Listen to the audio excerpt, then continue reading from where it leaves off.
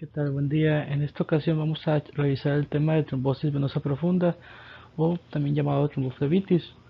La definición de esto es una trombosis que ocurre en las venas profundas de forma in situ. Puede ser tanto de miembros inferiores como de miembros superiores. Y es a menudo provocado por lo que es la triada de Virchow, que consiste en lo que es estasis o turbulencia, la hipercoagulabilidad y una lesión endotelial. Aquí, como podemos ver, está lo que es el trombo, que ocurre en lo que es una vena profunda. Y bueno, básicamente en eso consiste lo que vamos a ver el día de hoy. Entonces vamos a pasar a lo siguiente. De entre los síntomas más habituales en una trombosis venosa profunda está lo que es el dolor, el enrojecimiento y la hinchazón. Hay que tomar en cuenta que dentro de los factores de riesgo está el factor de la hipercoagulabilidad, que en esto intervienen entidades como lo son cáncer, embarazo, los anticonceptivos orales, que haya cirugía, traumatismo reciente, porque pues para esto va la inmovilización prolongada, y lo que es la destrucción de la desembocadura venosa. También está lo que es el uso excesivo de miembros, o sea, tanto el desuso como el uso excesivo dan esta entidad. Entre el uso excesivo está lo que es, por ejemplo, deportes, actividad laboral, sobre todo para lo que es trombosis venosa profunda de miembros superiores. Y también tenemos la edad avanzada con factor de riesgo, la obesidad o antecedentes de una trombosis venosa profunda o una embolia pulmonar. Entonces, cuando se forma un trombo en una vena, es donde se produce lo que se llama pues trombosis venosa profunda. Y como viene aquí, existe el peligro de que este coágulo se desprenda, se desplace por el sistema circulatorio y llegue a los pulmones, ocasionando la complicación más peligrosa de esta entidad, que sería una embolia pulmonar, que esta ya es una enfermedad evidentemente grave. Entonces, hay situaciones donde la probabilidad de que se produzcan estos trombos es más alta, y esto incluye a pacientes que están inmovilizados o encamados durante mucho tiempo. Y otra recomendación que nos hace aquí la infografía es que tenemos que evitar el tabaco, ya que el tabaco afecta el sistema circulatorio y aumenta el riesgo de que ocurran ese tipo de trombosis, entre otras enfermedades. Entonces, es lo que nos quiere dar a entender esta infografía.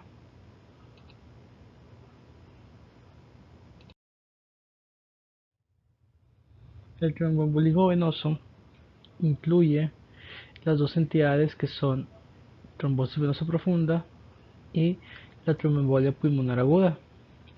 De esto hay una imagen que nos ofrece la Secretaría de Salud,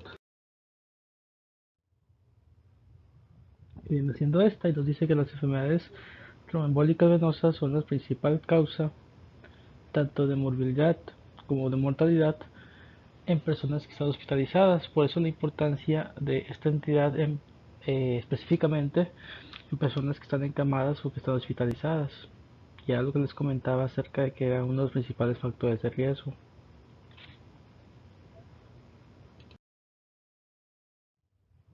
Y dentro de los factores de riesgo también importantes está el hecho de que se presenta con frecuencia en mujeres embarazadas.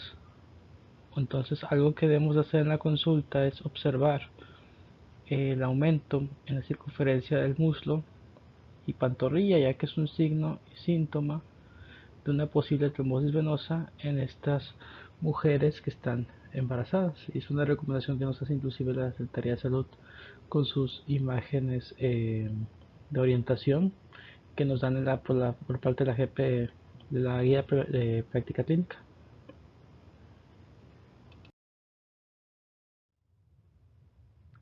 Entonces, el gol estándar para hacer el diagnóstico de trombosis venosa profunda, particular de extremidades inferiores, es la venografía con contraste. Esto Es importante resaltar que esto es, digamos, el gol estándar general, o sea, para pacientes que están sintomáticos o no sintomáticos. Sin embargo, si el paciente se encuentra sintomático, entonces aquí sí el ultrasonido Doppler es el que tiene una alta sensibilidad y una alta especificidad, pero es importante recalcar esto, que solamente es en casos sintomáticos, ya que es requerido que el paciente nos oriente sobre dónde tenemos que hacer la exploración, porque no podemos hacer una exploración general, vamos a decirlo así, con el ultrasonido Doppler, o sí se podría hacer, pero es muy tardado, muy difícil y no es específico. Al contrario de, bueno, o sea, como habíamos visto, la venografía con contraste, pues esa sí nos da una idea de dónde puede existir la trombosis, aún sin que haya un síntoma que nos guíe de la localización. Y esto es pues porque pues con el contraste nos evidencia estas zonas donde puede existir la trombosis. Y es algo que no se podría realizar, al menos de forma que tengamos seguridad en el diagnóstico con ultrasonido Doppler.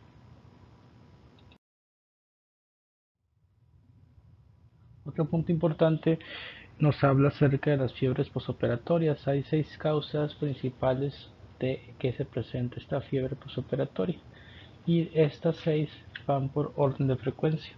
Quiere decir lo que es la telectasia, en primer lugar; en segundo lugar, la flebitis o infección urinaria; en tercero, heridas; cuarto, la presencia de catéter central; en quinto, tenemos la trombosis venosa profunda, por eso es que hay que tenerlo en cuenta; y en sexto lugar están los abscesos o la endocarditis. Entonces, también esto es importante tenerlo en cuenta, de que si tenemos el paciente con fiebre, hay que explorar sus extremidades para descartar ese tipo de diagnóstico. Algo también bastante importante es lo que es la regla predictoria de Walsh para el diagnóstico clínico de trombosis venosa profunda, o para, pues sí, como dice aquí, la probabilidad clínica de que se pueda producir esta entidad.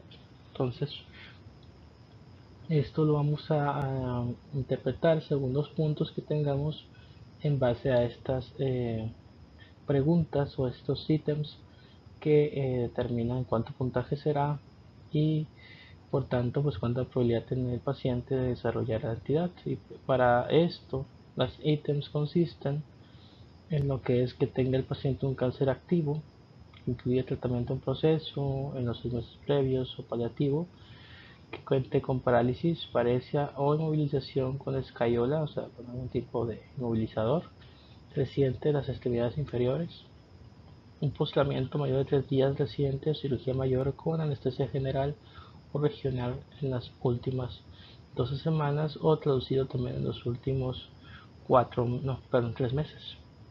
Igualmente la sensibilidad localizada sobre la distribución del sistema venoso profundo, o sea que el paciente tenga un dolor específico y localizado en lo que es el sistema venoso profundo. Edema de toda la pierna, que eso nos va a dar también ahí un punto. El edema de la pantorrilla que sea mayor de 3 centímetros en comparación con el lado que se encuentra sintomático, y tiene que ser medido 10 centímetros por debajo de la tuberosidad tibial, y eso también nos da un punto más.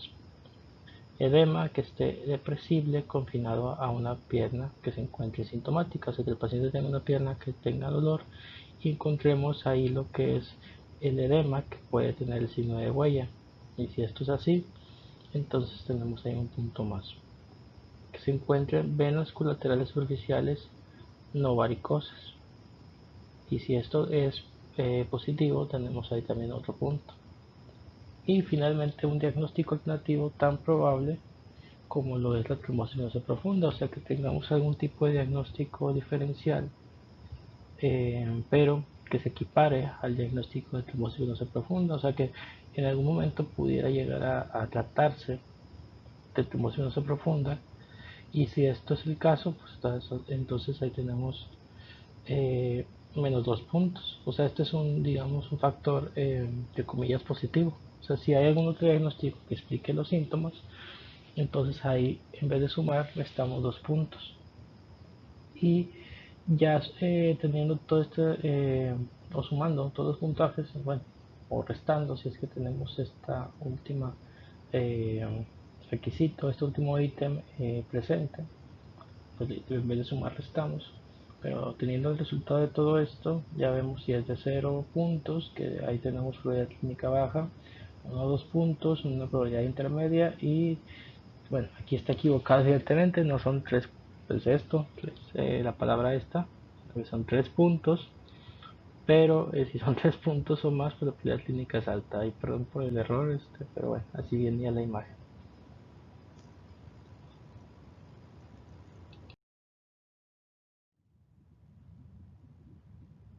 Los pacientes que estén en una condición de síndrome nefrótico, que esto consiste en una proteinuria que sea mayor a 3.5 gramos por día y hipoalbuminemia, estos tipos de pacientes tienen un mayor riesgo de presentar trombosis venosa, particularmente trombosis venosa profunda y también trombosis venosa renal, así como trombosis arterial. Entonces hay que tener atención en este tipo de pacientes, por eso es importante checar ahí los valores de creatinina y los valores de proteinuria. Y es por eso que hay que estar haciendo los controles en pacientes que tengan riesgo de síndrome nefrótico, de hacer los exámenes de orina para revisar esto y pues ya que tenemos el resultado, entonces hacer una revisión más a profundidad sobre pues, las extremidades, sobre puntos dolorosos en piernas y brazos que nos hagan pensar en una trombosis venosa.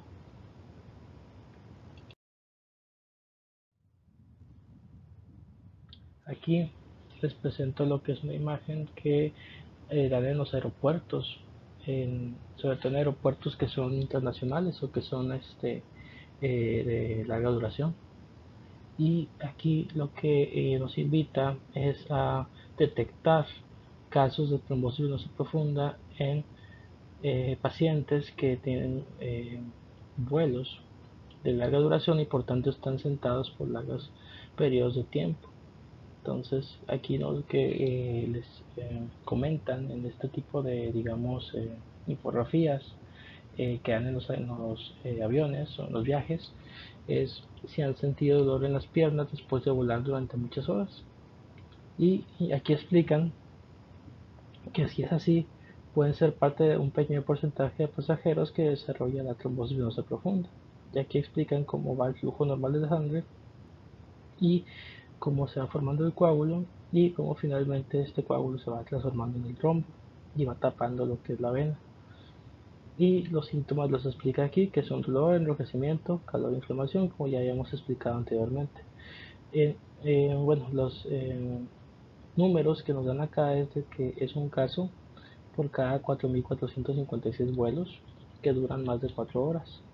Y en caso de que llegue a presentarlo en los aviones, hay auxiliar de vuelo médico y solicita ayuda médica al aterrizar.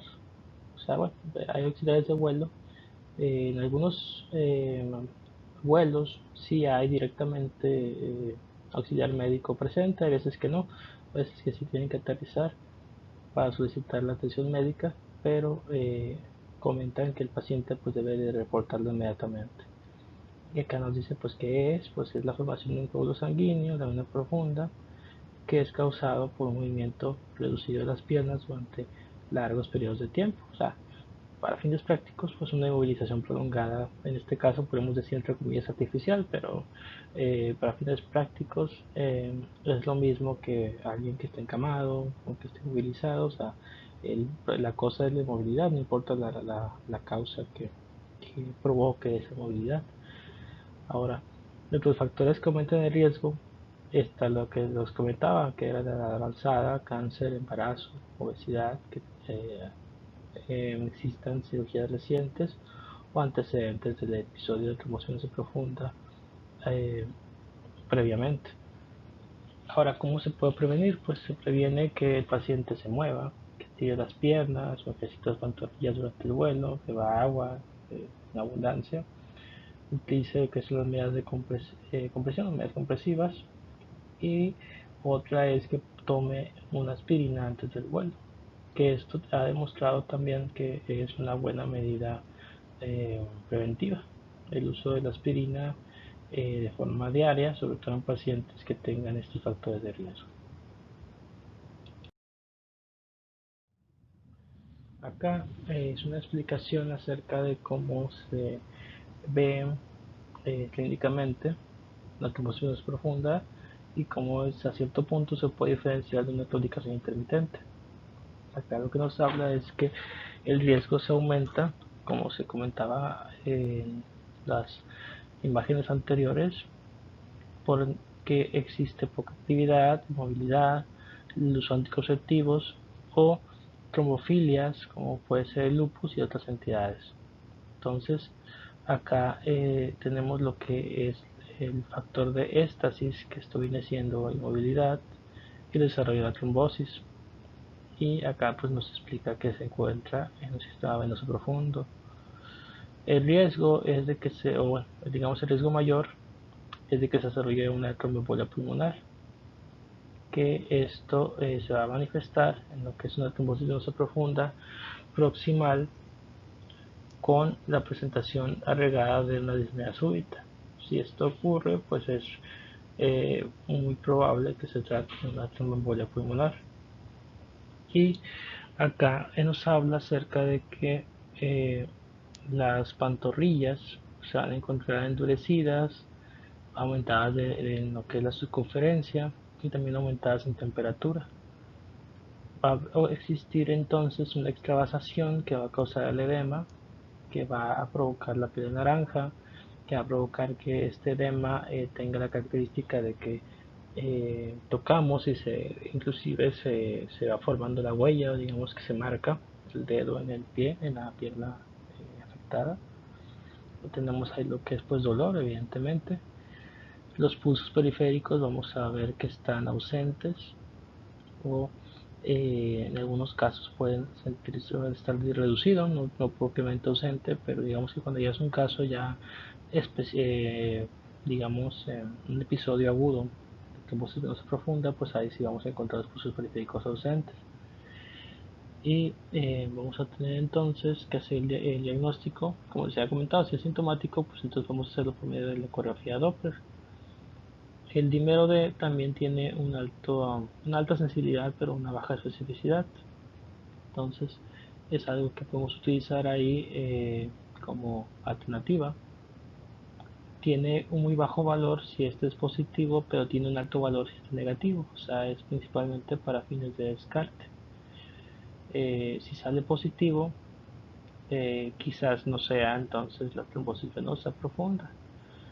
Pero si sale negativo definitivamente no es. Entonces ese es donde tiene el valor el dímero D, o sea que nos descarta que se trate de trombosis venosa profunda, aunque no lo pueda propiamente afirmar o no pueda, digamos, confirmar el diagnóstico. Descartarlo sí puede hacerlo. Entonces el dímero D se pide solamente si hay muy alta sospecha. Si no la hay, es mejor no pedirlo porque no nos saca tampoco mucho de dudas. Y a veces es más específico, en todo caso, pues hacer, o más sensible, perdón, hacer lo que es el ultrasonido Doppler para identificar el diagnóstico, para, digamos, confirmarlo. Y el tratamiento va a ser por medio de la anticoagulación y que se va a utilizar va a ser determinado según el riesgo de la tromboembolia pulmonar, que viene siendo, digamos, la entidad más de mayor riesgo que se puede presentar, la complicación más riesgosa de esta entidad. Ahora, en cuanto a la claudicación intermitente, tenemos que la diferencia va a ser que en vez de una rubidez, o rubicundez, perdón, o una eritema, vamos a encontrar más bien que el miembro va a estar pálido y frío. En vez de calor, vamos a encontrar frialdad. Aquí los factores de riesgo principalmente son de tabaquismo, la aterosclerosis avanzada, que esto provoca que disminuya la luz arterial y por tanto un flujo sanguíneo se haga con una menor perfusión y por tanto se desarrolla la isquemia, que lo que tiene de similar a lo que es la tuberculosis profunda es que sí va a tener el paciente dolor, pero es lo único, porque fuera de eso vemos que las características clínicas tienen bastantes diferencias. Ahora, al caminar aumenta lo que son los requerimientos de oxígeno y por tanto aumenta la insuficiencia.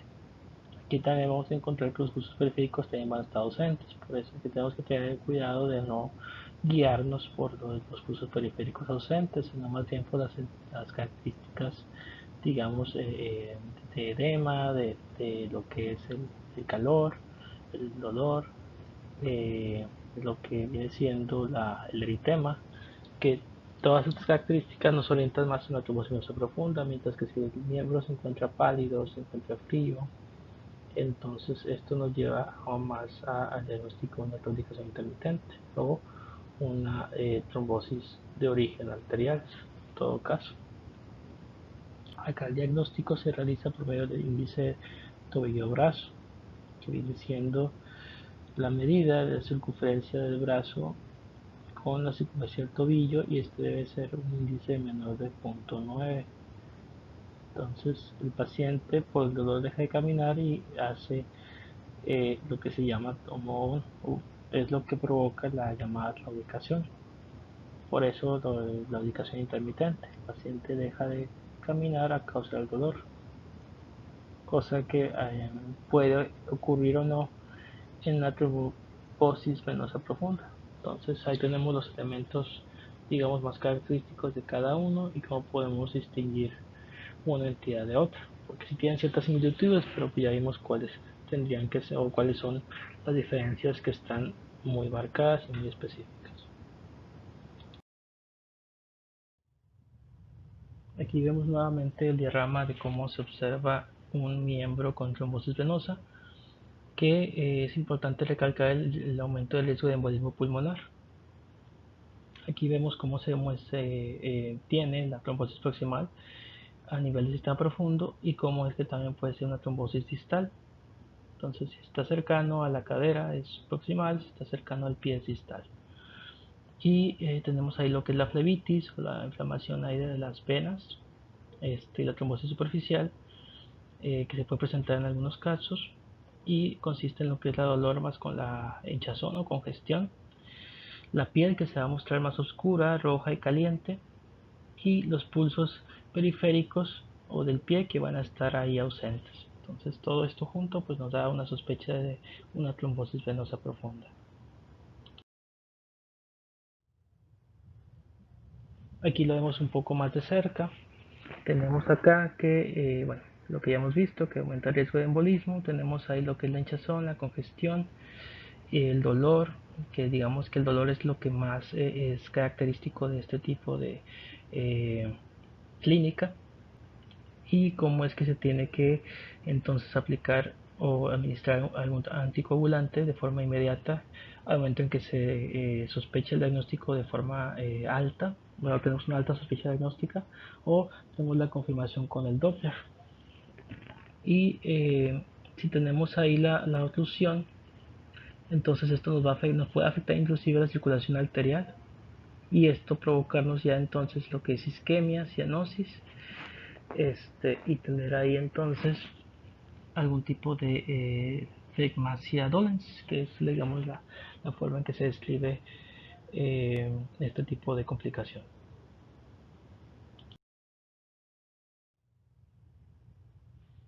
La trombosis venosa superficial, si la encontramos, se asocia con un riesgo aumentado tanto de trombosis venosa profunda como de embolia pulmonar. Se podría decir que una es primero que la otra, primero pasa la trombosis y luego pasa la embolia pulmonar. Entonces, como van juntas, se podría decir que la trombosis venosa superficial por sí misma nos da un riesgo aumentado de que se desarrolle posteriormente una trombosis venosa profunda. En cuanto a situaciones de riesgo, ya las habíamos descrito, pero aquí lo describimos un poquito más con calma. Tenemos lo que es, si es que se desarrolla la triada de Virchow, que consiste en éstasis, hipercoagulabilidad y traumatismo. Y aquí muestra condiciones específicas como pueden ser inmovilización, cirugía, sobre todo de carácter ortopédico, en 50% de los casos se llega a presentar, en caso de que el paciente esté embarazada, esté en etapa posparto, tenga consumo de anticonceptivos orales. Igualmente si que está con algún tipo de hipercoagulabilidad congénita o adquirida, si es que está en situación de neoplasias, o sea, tipo de cáncer, o se le aplicó algún tipo de dispositivo intravascular recientemente. Aquí solamente estamos recalcando lo que es la clínica y los signos que tendríamos que explorar en el paciente para confirmar el diagnóstico, al menos clínicamente. En la clínica, pues recalcamos que es el dolor local, edema, eritema, todo esto es local, calor local, y la dificultad para la deambulación. En cuanto a signos de relación física, tenemos el signo de Omans, el signo de Olo y el signo de Pratt como signos característicos, o digamos que son muy característicos para el diagnóstico de trombosis venosa. Ahorita vamos a ver cada uno de forma individual. Y el gol estándar para hacer el diagnóstico es el ecodoppler, siempre y cuando el paciente esté sintomático. Ya hemos visto que si no está sintomático, entonces tal vez el mejor diagnóstico sería una venografía con contraste. Pero digamos que más del 70% se presenta con síntomas, entonces por lo general lo que vamos a terminar haciendo es un ecodoppler. Empezamos de inmediato con el signo de Omans. El signo de Omans consiste en que hay dolor en la pantorrilla o tendón calcáneo al momento de realizar la flexión del pie, teniendo la pierna en extensión. Si el dolor se presenta, pues tenemos signo de Omans positivo. El signo de Hollow consiste en dolor al momento de hacer opresión de los músculos en la porción posterior de la pierna en contra del plano óseo. Entonces, este signo, si bueno, al momento que hacemos esta opresión hay dolor, entonces tenemos signo de dolor positivo. Y finalmente el signo de Pratt. El signo de Pratt es más sencillo porque es nada más la presencia de venas que son centinela o dilatadas, como vemos aquí que son tortuosas, en los 2/3 superiores de la pierna afectada. Si esto es así, entonces ya tenemos un signo de Pratt positivo. Es importante hacer la aclaración de que no debe de existir varicosidad anterior, o sea que no tenga el paciente este tipo de venas dilatadas siempre, o digamos que las haya tenido desde digamos meses anteriores a que se haya tenido el dolor, porque entonces es nada más lo que es venas varicosas. Pero esto es que aparece de repente, o sea, el paciente súbitamente empieza con esta presencia de venas centinela o dilatadas en los 2/3 superiores de la pierna afectada, y si esto es así como se lo estoy describiendo, entonces tenemos el signo de Pratt positivo. Aquí lo que estamos viendo es un algoritmo que nos indica en morado los síntomas que son típicos de la trombosis venosa profunda, y en verde cuando podemos descartar el diagnóstico y el seguimiento en algoritmo que debemos de dar según lo que vayamos encontrando. Acá vemos lo que es un dibujo que nos marca, pues bueno, similar al que habíamos visto anteriormente, el punto de obstrucción del sistema venoso profundo y cómo empieza lo que es la hinchazón y la inflamación en el sitio de obstrucción. Aquí nos empieza a describir lo que son los síntomas característicos, que son la inflamación, el enrojecimiento y el dolor, que se dan típicamente en el sitio de obstrucción y se manifiestan mientras el paciente está caminando o está cargando algún tipo de peso.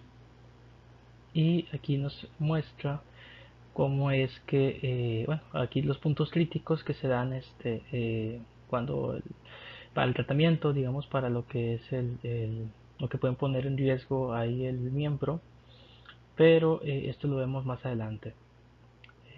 Dice aquí que también los pacientes pueden presentarse asintomáticos y hay investigación de otras, bueno, tiene que hacer investigación de otras condiciones como puede ser el embolismo pulmonar o que haya malignidad.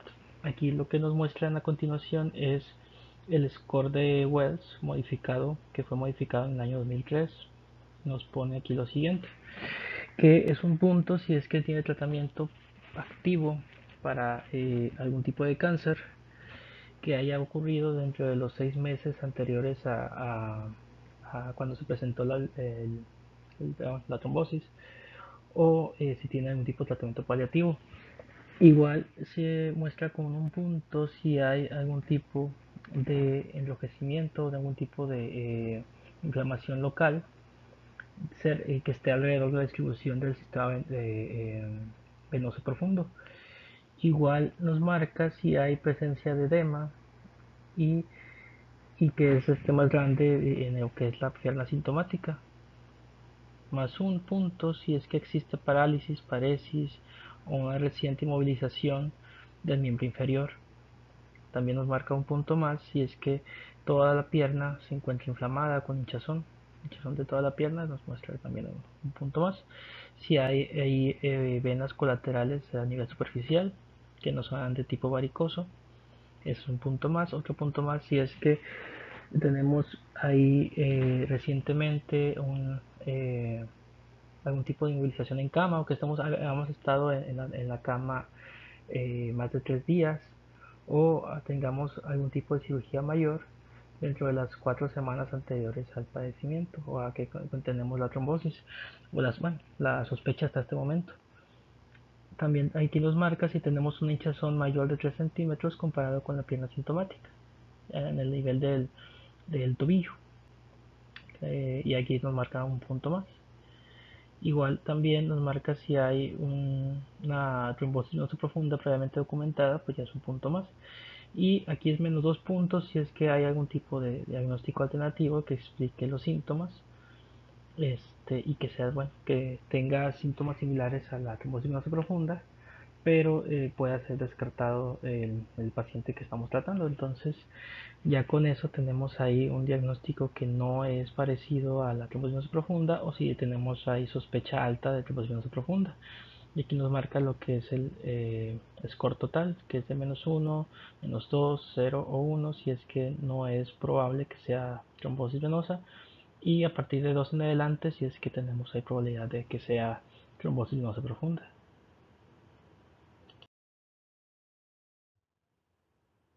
Continuando con el algoritmo, acá nos marca cuando no tenemos ahí una probabilidad diagnóstica. Entonces lo que tenemos que hacer es tomar una muestra de sangre con dímero D, ya que tiene una alta sensibilidad pero no es muy específico. Esto quiere decir que no, como les había comentado anteriormente, que nos sirve para descartar pero no para confirmar. Y el dímero D puede estar aumentado en otros tipos de condiciones como pueden ser malignidad, infección, embarazo, postcirugía o algún tipo de inflamación por trauma.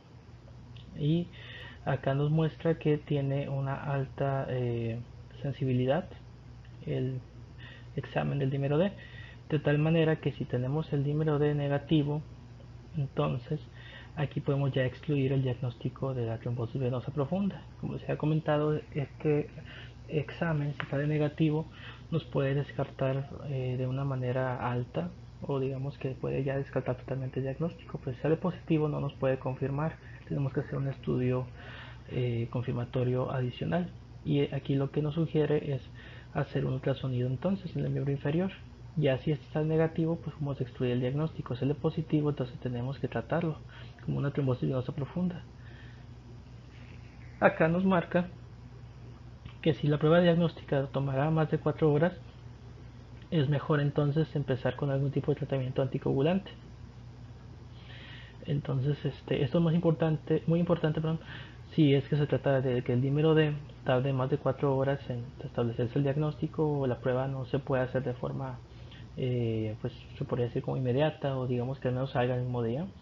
Entonces no hay que esperarlo, sino que hay entonces que empezar el tratamiento anticoagulante aunque no tengamos el resultado del examen. Y acá nos marca que si tenemos ahí los puntos del score de Wells alto, entonces tenemos que hacer un ultrasonido directamente en el miembro inferior. Si este sale negativo, entonces lo ideal sería no descartar el diagnóstico, sino discutirlo con algún tipo de especialista, y así considerar algún tipo de estudio de imagen alternativo para poder descartarlo totalmente. Y si sale positivo, pues hay que tratarlo. Hasta aquí nos marca este diagrama, no nos marca cómo hay que tratarlo, ya que esto lo vimos en una imagen anterior o en un cuadro anterior, que es el tratamiento base de coagulantes. Eh, entonces no lo vamos a tratar aquí, pero nada más es para seguir digamos, el algoritmo que nos marcan, digamos, más actualizado y que es de Estados Unidos. Bueno, en este caso de Inglaterra.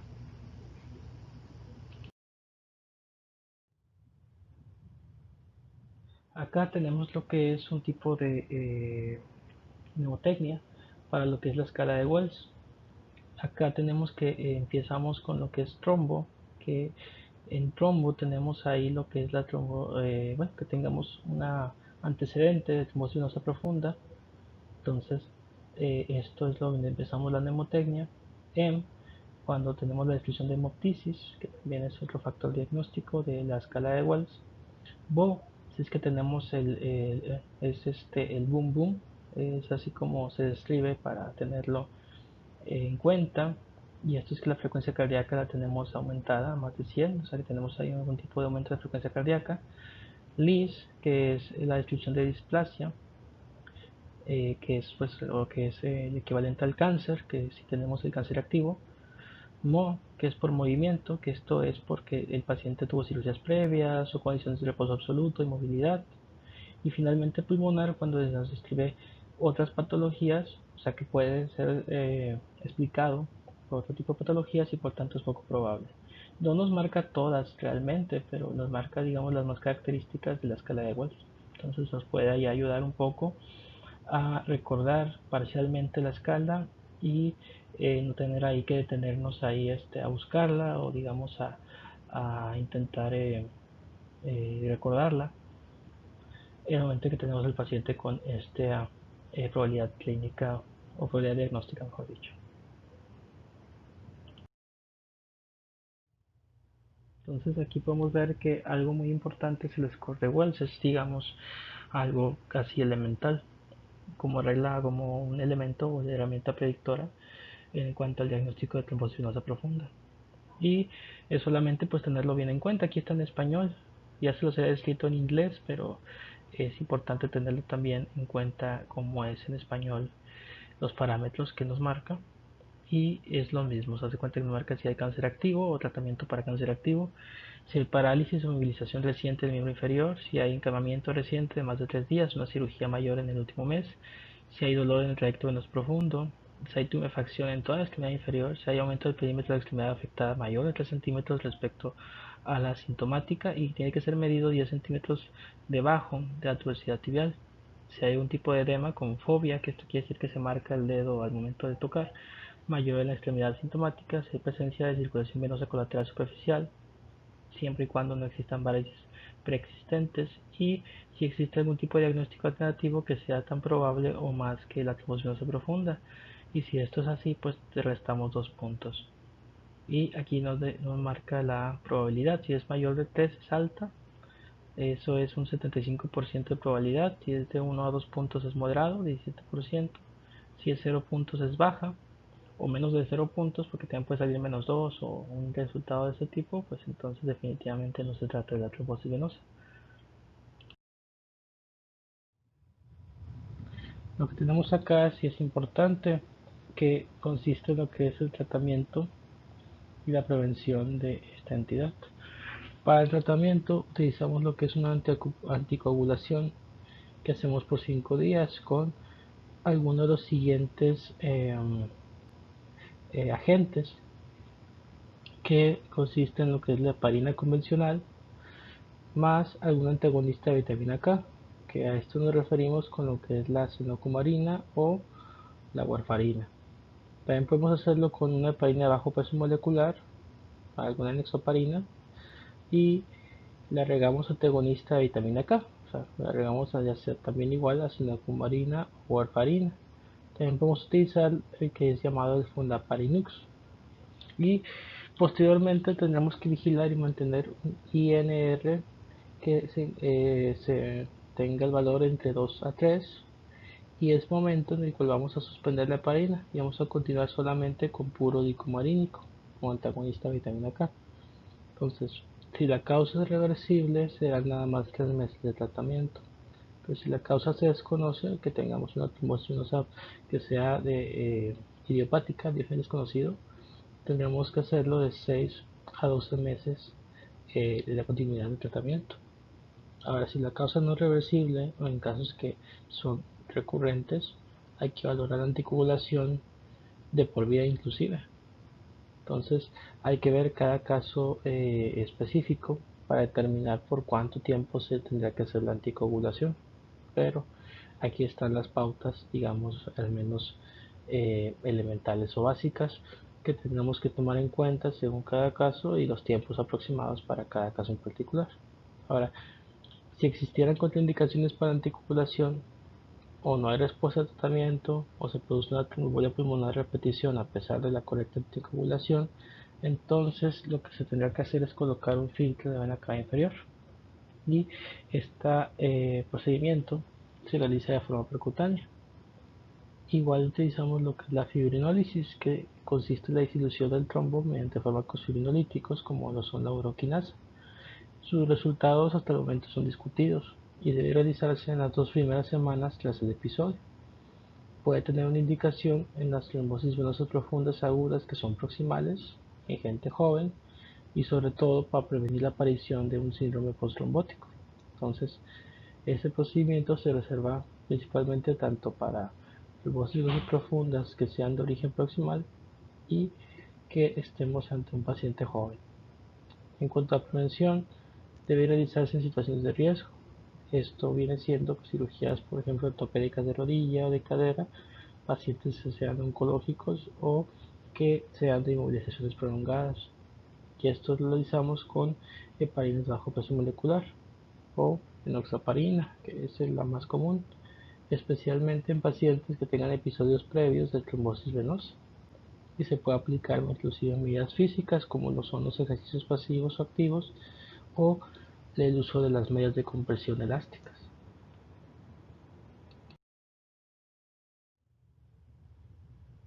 Acá lo que nos muestra como ejemplo de anticoagulante de acción oral directa es el dabigatran, que es de administración oral y es indicado en la prevención de apoplejia, embolia sistémica en fibrilación auricular sin afección de la válvula y también como tratamiento de trombosis venosa profunda y embolia pulmonar. Además de que aquí nos reduce el riesgo de recurrencia en estos casos.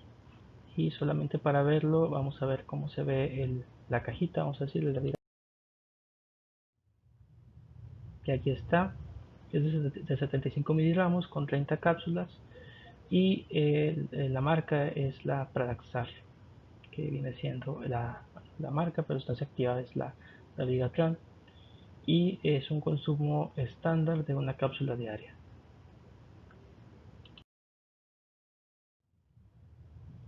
Para terminar, les muestro lo que es el algoritmo para el diagnóstico y tratamiento de la trombosis venosa profunda, específicamente en pacientes obstétricas. Tenemos acá que empezamos con que tenemos una paciente obstétrica con factores de riesgo, o sea que tenemos los datos clínicos. Entonces, si la paciente no tiene factores de riesgo ni tampoco datos clínicos, pues evidentemente que solamente vamos a hacer el control prenatal habitual. Pero si tiene los datos clínicos, entonces empezamos ahí con que si los tiene, hacer entonces un ultrasonido con compresión de toda la pierna y enviamos a segundo nivel. Si no es así, entonces tenemos que hacer la valoración de riesgo de trombosis venosa profunda por medio de la escala de Wells. Si tenemos ahí digamos más la sospecha, pero no confirmamos, entonces solamente tenemos que hacer una profilaxis farmacológica o también podemos hacer una no farmacológica, o puede ser el uso de medias de compresión, entre otras medidas no farmacológicas. Pero si tenemos la confirmación diagnóstica, entonces tenemos que dar, bueno, aunque esto ya es más en segundo nivel, el tratamiento farmacológico y también el no farmacológico, el que es combinado. Si no tenemos la confirmación diagnóstica, se tiene que hacer un nuevo ultrasonido con equipo de mayor tecnología o una resonancia magnética sin utilizar medio de contraste, porque recordemos que está embarazada. Si tenemos la confirmación diagnóstica, pues igual, tenemos que hacer entonces el tratamiento farmacológico y el no farmacológico. Si no tenemos la confirmación diagnóstica, solamente se hace la evaluación de riesgo, que es por medio de la escala de Wells, y en caso de que pues no tengamos ahí nada que nos haga pensar en que se pueda ser sospecha diagnóstica, entonces solamente hacemos profilaxis farmacológica o la no farmacológica, como ya hemos descrito anteriormente. Si tenemos la confirmación, pues entonces hay que buscar si tenemos probabilidad de falla en el tratamiento o se muestran o se presentan complicaciones. Si no se presentan, pues solamente tenemos que hacer un seguimiento estricto. Si se llegan a presentar, entonces hay que enviar inmediatamente a tercer nivel y tiene que ser una valoración por cirugía vascular y medicina materno-fetal. Si tiene menos de 48 horas de evolución, entonces hay que valorar la colocación de algún tipo de filtro de vena cava y la fibrinólisis. Si no tiene menos de 48 horas, entonces hay que valorar entonces, en este caso, la colocación de un filtro de vena cava y entonces en vez de la fibrinólisis habría que hacer la trombectomía.